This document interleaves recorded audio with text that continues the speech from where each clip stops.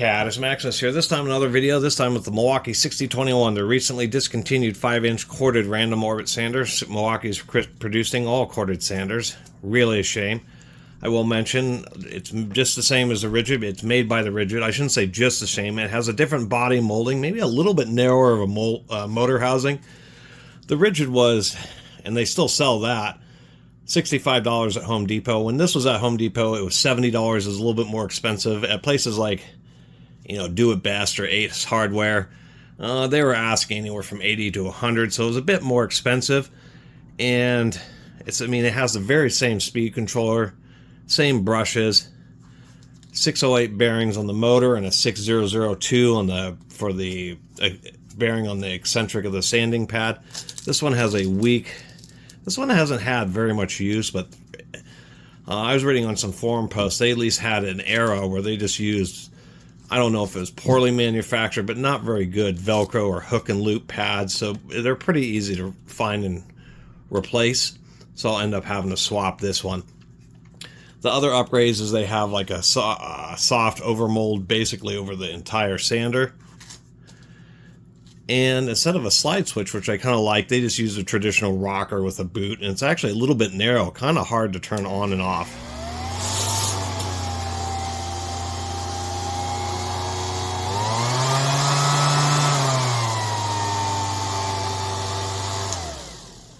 I think it has a little bit slower of a minimum speed, and it runs a little bit quieter.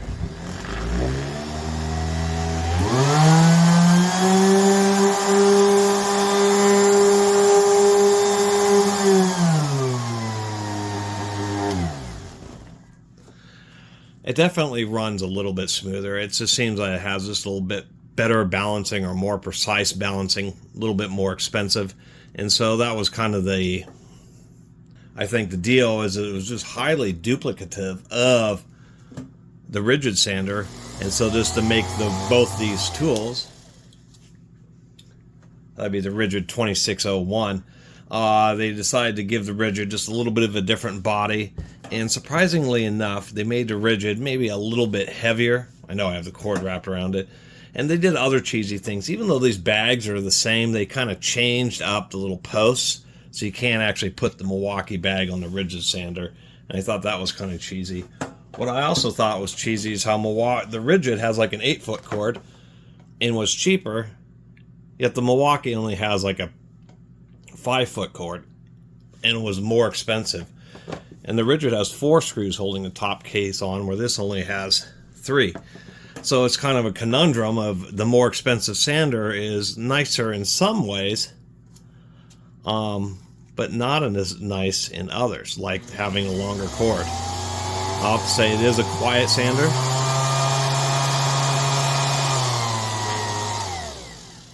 And once again, that switch, it's just, you won't be accidentally bumping it. You won't accidentally bump this one either. But I kind of like how definitive this one is, and it's just really, easy in big areas to push. So, not a lot else to say about these sanders, besides the fact that they really like to wear out these lower bearings here, because there's just one bearing, and so it gets the side-to-side pressure wears them out fast. And just all the sawdust that gets in there works its way past the seals. They use just steel shielded, not rubber sealed bearings on the motor. So that's, you'll probably replace this bearing a couple times before you have to replace the bearings on the motor, and you'd want to upgrade them to rubber sealed. So they were kind of just built a little bit cheesy, or a little bit lower in quality than you might expect, especially for a more expensive brand like Milwaukee. But since corded sanders are disappearing, I have been kind of collecting these up, because really, a sander is a super basic tool. It's just a motor with a couple bearings on it, and then a flywheel with an eccentric and a third bearing on that. A couple brushes. So they can really last a long time. You just gotta, kind of stay on top of the maintenance. Otherwise, the soft start's okay. And the variable speed, a lot of times you don't. You just run these at full speed. The soft start is really unnecessary, especially when it comes to a finish sander. But the variable speed can be handy in certain situations where you're working on very soft materials, balsa or plastics or what have you, and you do just want a very low intensity from the sander.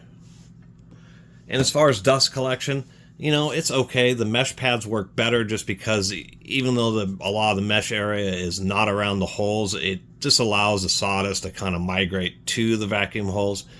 And the nature of mesh paper, even though there's technically less grit, there's more surface area in a non-mesh type sandpaper. The way it keeps the mesh stays clear, you end up getting around the same lifespan about it. And actually there been some videos on YouTube about it, but there just hasn't been any kind of systematic tests of just taking the same brand of paper mesh and non-mesh and same sander. You have to actually get pretty scientific about it to really determine whether they're better. But and then as far as like forum posts, it's the same thing. People kind of say the mesh is if you really don't want to deal with the weight of having a vacuum hooked up to it and you're not getting enough dust collection just via its own built-in system, then try the mesh papers. Other than that, not a lot else to say. It's kind of sad to see Milwaukee depart the sander business, but I kind of like this as a 5-inch random orbit finish sander. I kind of like the grippy nature of the body and the narrow motor on it. Even though it didn't have sealed bearings on the motor, which is a shame. And how hard these lower bearings are, you'll probably replace this lower bearing 2 or 3 times before you ever even have to replace the brushes or the motor bearings on this.